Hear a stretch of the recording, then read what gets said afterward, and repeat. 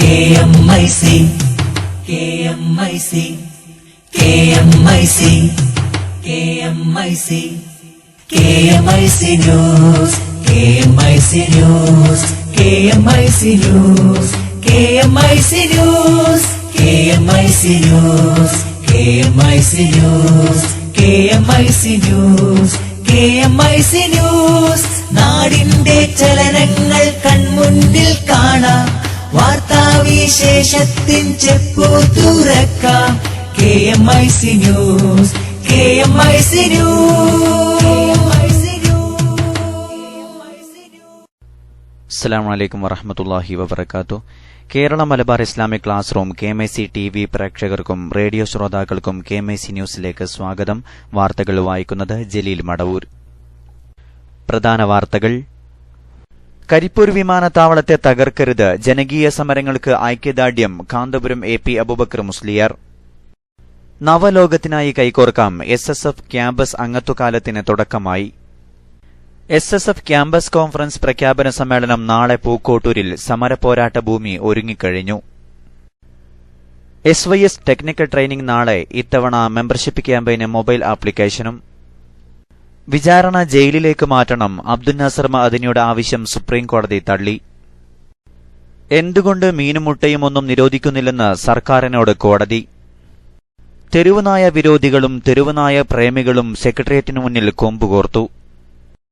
മുസ്ലിങ്ങൾക്ക് പോകാൻ പാകിസ്ഥാനുണ്ട്, ജൈനർ എങ്ങോട്ടു പോകും ശിവസേന. പോത്തുകളെ മോഷ്ടിച്ച 2 പേർ അറസ്റ്റിലായി. താമരശ്ശേരിയിലാണ് സംഭവം. RMP നേതാവ് TP ചന്ദ്രശേഖരനെ വധിക്കാൻ ഗൂഢാലോചന നടത്തിയെന്ന കേസ് കോടതി തള്ളി. വിശുദ്ധ ഹജ്ജ് 8 ലക്ഷം തീർത്ഥാടകർ പുണ്യഭൂമിയിലെത്തി. വാർത്തകൾ വിശദമായി. 2009 TP ചന്ദ്രശേഖരൻ വധശ്രമക്കേസ് കോഴിക്കോട് അഡീഷണൽ ജില്ലാ സെഷൻസ് കോടതി തള്ളി. TP വധക്കേസിൽ ശിക്ഷിക്കപ്പെട്ട 3 പ്രതികളടക്കം 14 പേരാണ് ഈ കേസിൽ പ്രതി ചേർക്കപ്പെട്ടിരുന്നത്.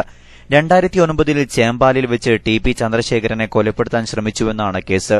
TP ചന്ദ്രശേഖരൻ വധക്കേസിലെ പ്രതിയായ അണ്ണൻ സുജിത്തിന്റെ മൊഴിയുടെ അടിസ്ഥാനത്തിലാണ് ഈ കേസിൽ അന്വേഷണം ആരംഭിച്ചിരുന്നത്. കേസ് നിലനിൽക്കുന്നതല്ലെന്നും തള്ളണമെന്നും ആവശ്യപ്പെട്ട് പ്രതികൾ നൽകിയ ഹർജിയിലാണ് വിധി. അന്തരിച്ച CPM നേതാവ് CH അശോകൻ 1ാം പ്രതിയായ കേസിൽ ആകെ 14 പ്രതികളാണുള്ളത്. ഇതിനാവശ്യമായ തെളിവുകളോ സാക്ഷികളോ ഇല്ലെന്നായിരുന്നു പ്രതിഭാഗത്തിന്റെ വാദം.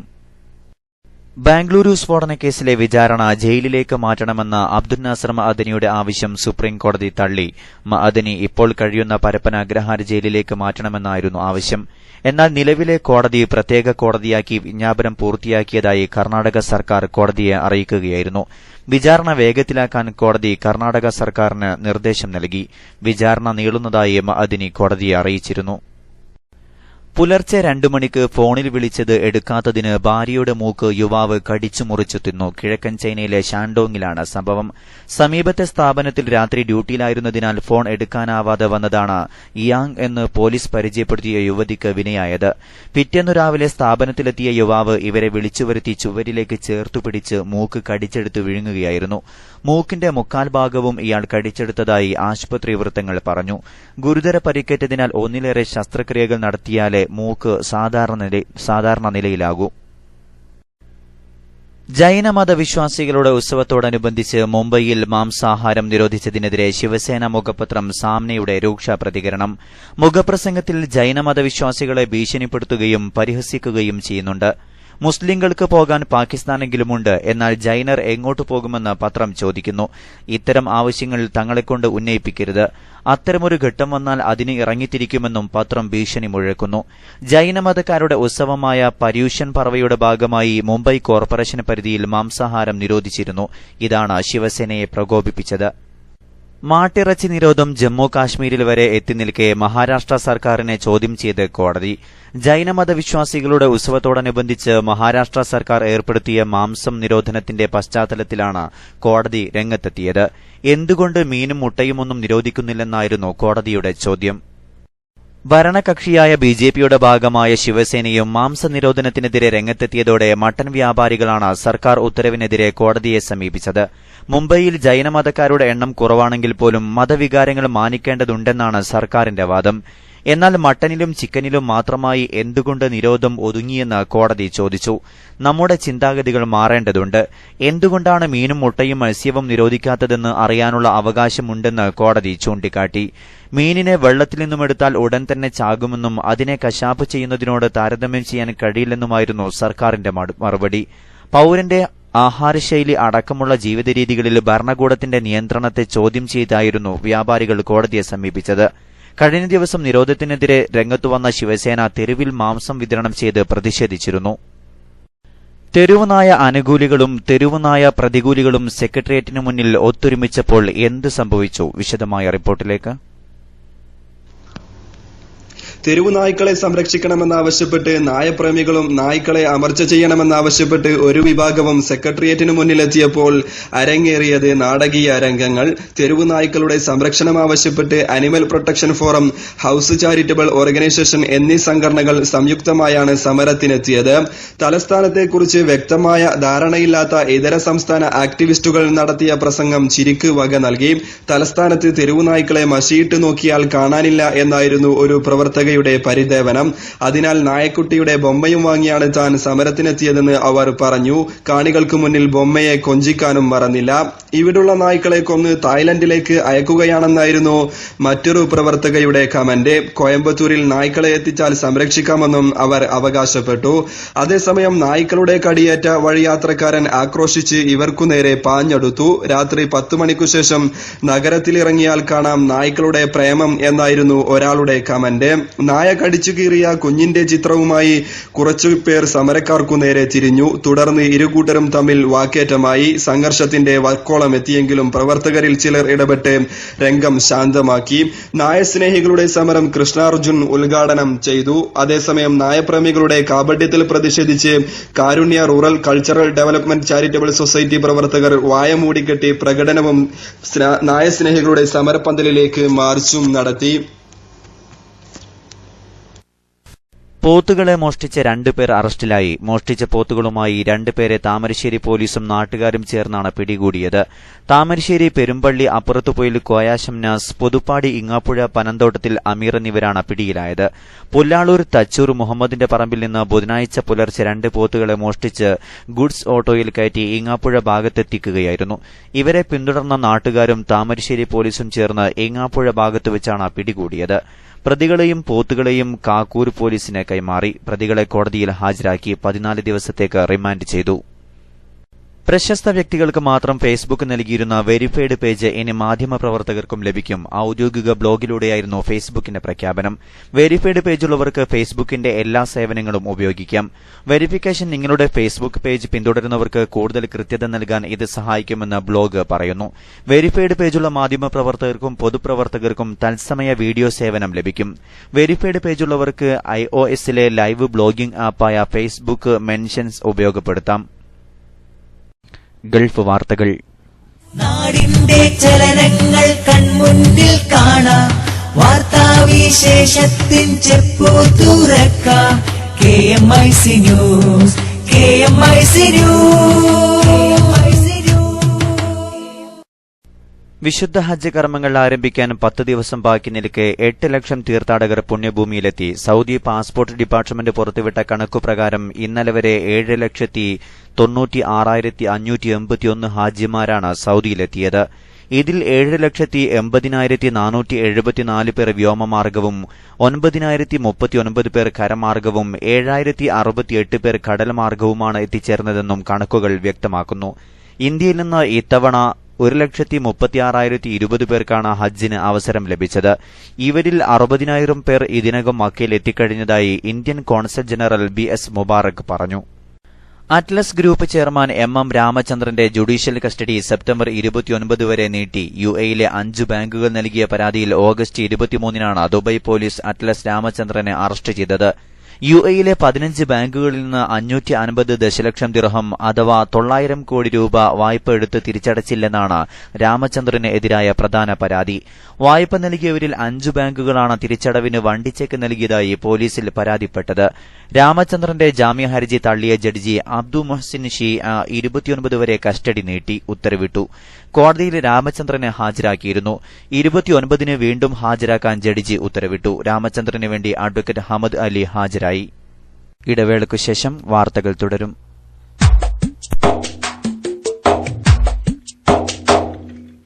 അറിവിനാഴക്കടല് താണ്ടി ആത്മീയ പ്രകാശമേ, അഖില ദേശ ഭാഷ പണ്ഡിതർക്കുമേലെ വാസമേ, ആയിരങ്ങൾ ആത്മതൃപ്തിയാലെ വാഴ്ത്തും നാമമേ, ആയിരങ്ങൾ ആത്മതൃപ്തിയാലെ വാഴ്ത്തും നാമമേ, AP അബൂബക്കർ ഉസ്താദ് എന്ന പുണ്യദീപമേ, അറിവിനാഴക്കടല് താണ്ടി ആത്മീയ പ്രകാശമേ, അഖില ദേശ ഭാഷ പണ്ഡിതർക്കുമേലെ വാസമേ.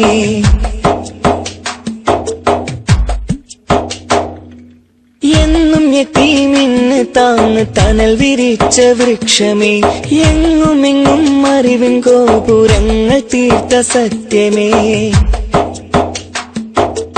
എന്നും യതീമിന് താങ്ങ് തണൽ വിരിച്ച വൃക്ഷമേ, എങ്ങുമെങ്ങും അറിവിൻ ഗോപുരങ്ങൾ തീർത്ത സത്യമേ, ഭാരതമെങ്ങും ബഹുമാനരായുള്ള ഉസ്താദിൻ കർമ്മം വിരിഞ്ഞേ, ഭാരതമെങ്ങും ബഹുമാനരായുള്ള ഉസ്താദിൻ കർമ്മം വിരിഞ്ഞേ, ബാസുരമായൊരു ഭാവിക്കായി എന്നും കർമ്മപദങ്ങൾ തെളിഞ്ഞേ, കർമ്മപദങ്ങൾ തെളിഞ്ഞേ, അറിവിനാഴക്കടല് താണ്ടി ആത്മീയ പ്രകാശമേ, അഖില ദേശ ഭാഷ പണ്ഡിതർക്കുമേലെ വാസമേ.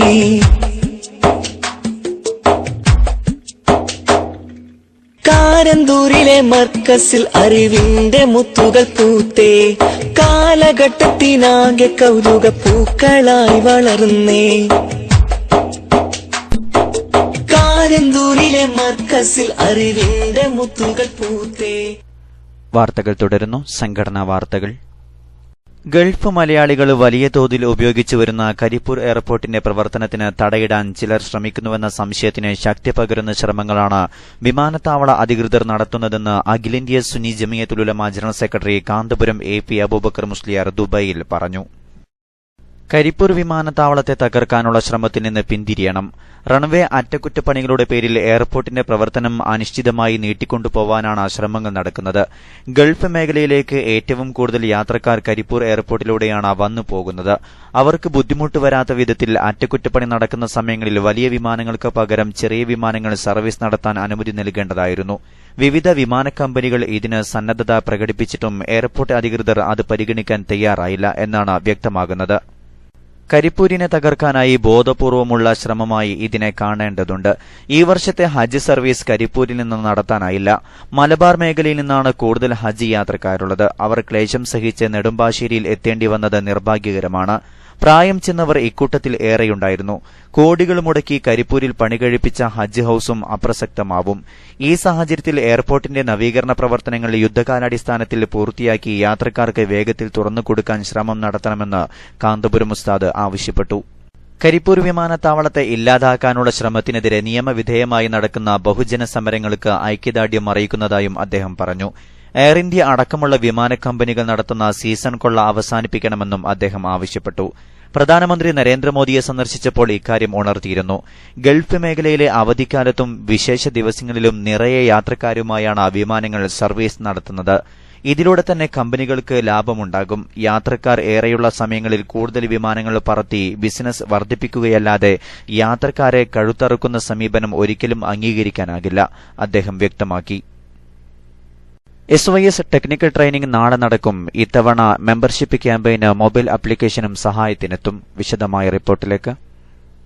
SYS മെമ്പർഷിപ്പ് ക്യാമ്പയിനിന്റെ ഭാഗമായി സംഘടിപ്പിക്കുന്ന ടെക്നിക്കൽ ട്രെയിനിംഗ് നാളെ സമസ്ത സെന്ററിൽ നടക്കും.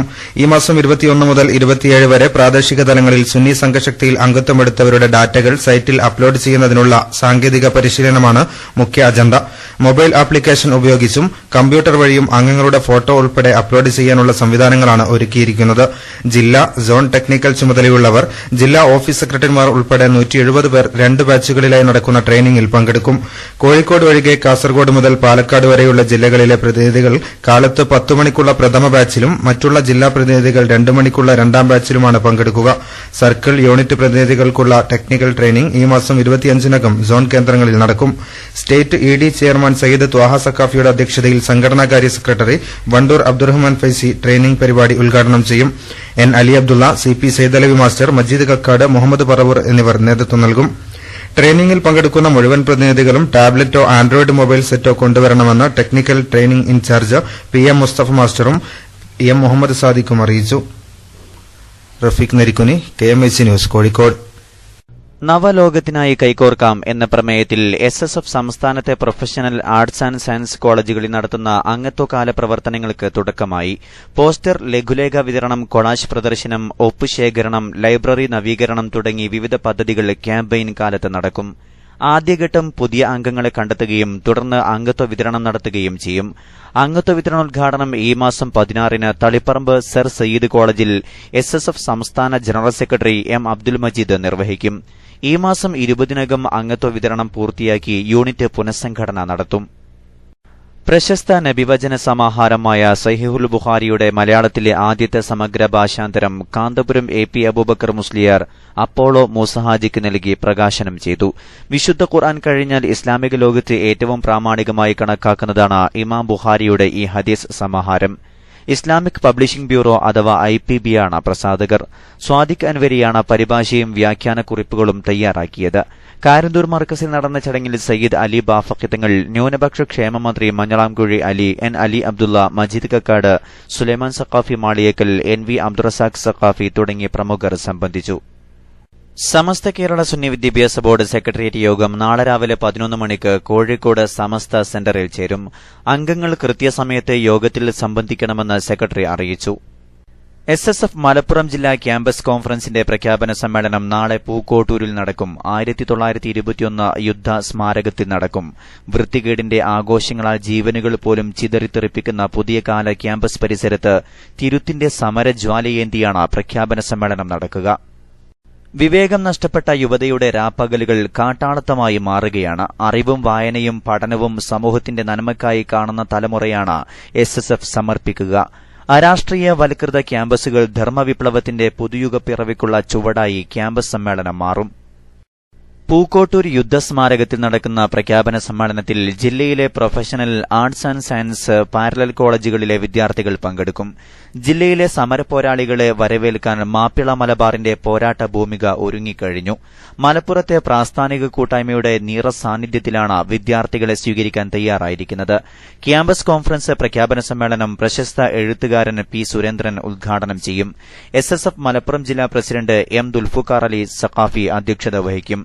SSF സംസ്ഥാന president NV Abdurazak Saqafi campus കോൺഫറൻസിന്റെ പ്രഖ്യാപനം നിർവഹിക്കും.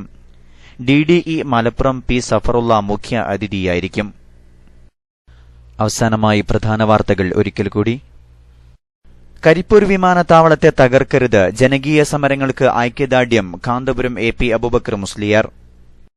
മുസ്ലിങ്ങൾക്ക് പോകാൻ പാകിസ്ഥാനുണ്ട്, ജൈനർ എങ്ങോട്ടു പോകും ശിവസേന.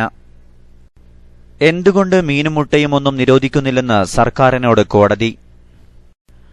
RMP നേതാവ് TP ചന്ദ്രശേഖരനെ വധിക്കാൻ ഗൂഢാലോചന നടത്തിയെന്ന കേസ് കോടതി തള്ളി. പോത്തുകളെ മോഷ്ടിച്ച 2 പേർ അറസ്റ്റിലായി. താമരശ്ശേരിയിലാണ് സംഭവം. വിശുദ്ധ ഹജ്ജ് 8 ലക്ഷം തീർത്ഥാടകർ പുണ്യഭൂമിയിലെത്തി. നവലോകത്തിനായി കൈകോർക്കാം. SSF ക്യാമ്പസ് അംഗത്വകാലത്തിന് തുടക്കമായി. SSF ക്യാമ്പസ് കോൺഫറൻസ് പ്രഖ്യാപന സമ്മേളനം നാളെ പൂക്കോട്ടൂരിൽ. സമരപോരാട്ട ഭൂമി ഒരുങ്ങിക്കഴിഞ്ഞു. തെരുവുനായ വിരോധികളും തെരുവുനായ പ്രേമികളും സെക്രട്ടേറിയറ്റിനു മുന്നിൽ കൊമ്പുകോർത്തു.